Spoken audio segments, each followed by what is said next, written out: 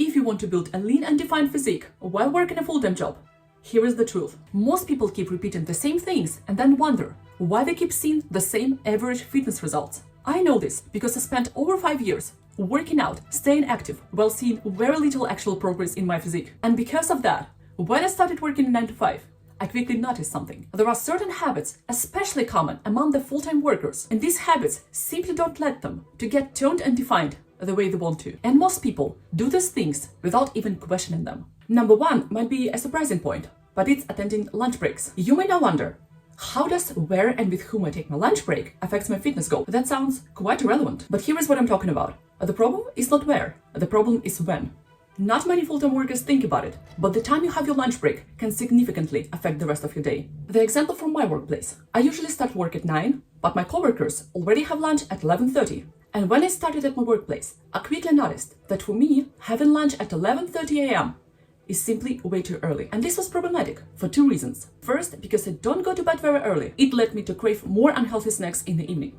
And the second reason is that by the time I finish work at 5 and hit the gym, which I usually do directly after work, I would already be too hungry and lack energy. Therefore, I realized that with this routine, much better timing for me for eating lunch would be between 1 and 2 p.m. Therefore, even though I love attending all gatherings at work, I decided straight away that I'm not going to attend the official lunch break on a daily basis. You may now ask, what if I absolutely cannot do that? Fair enough. Some workplaces are less flexible with when you can have your lunch. And my goal on this channel is to give you the solutions. So here is what I would do in this case. I would divide my dinner into two parts. In my example, I would usually get something small before I go to the gym. That could be, for example, some whole grain bread with tea, maybe an apple, anything like that. And then have my regular dinner later in the evening, at the time I would usually have it.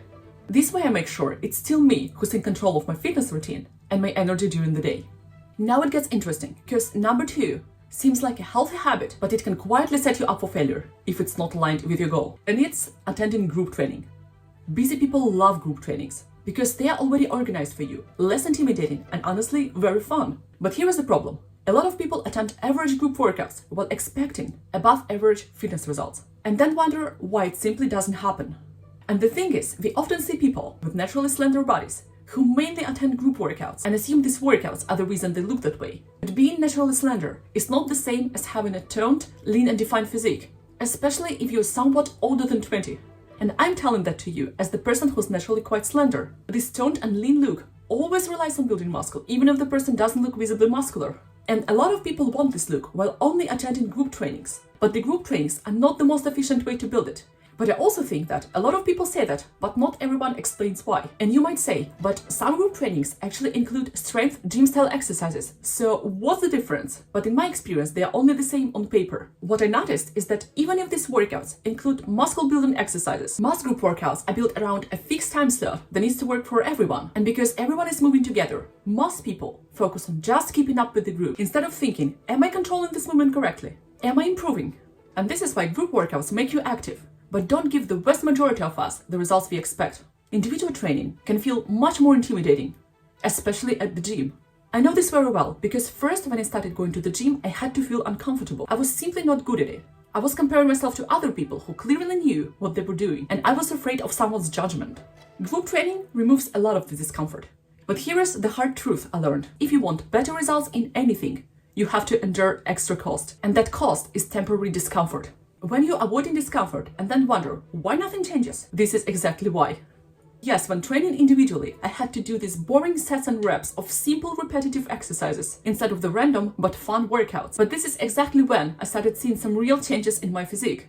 Group training is cool, and the best thing about it, it can get you started. But when you work full-time, your time is limited. I would first prioritize individual sessions. But even if you hit the gym consistently, there is the third common habit, and it's relying too much on your car or public transport while already sitting the whole day. And I know what you're thinking. For the majority of us, this is not a quick fix. Not everyone can suddenly start walking everywhere or biking to work. I would personally never bike to work.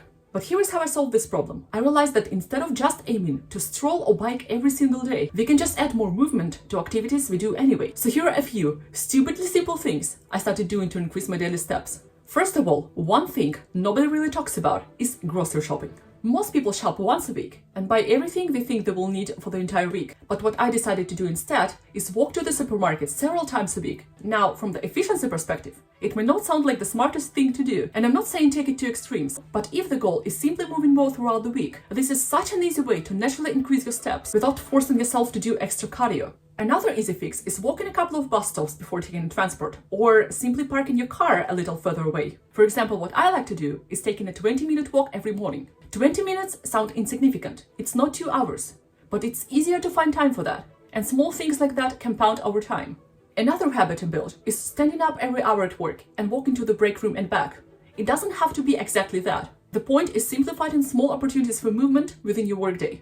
And here is one more thing I noticed personally. If you have time for small walks during the day, make them feel novel. A lot of people think walking is boring. Of course it will happen if you walk the same route all the time. So what I like to do is occasionally change the route, pass by new places, explore new area, or simply make your walk a little different than usual, because even if there is just a small novelty, it becomes much easier to stay consistent without feeling like you're forcing yourself.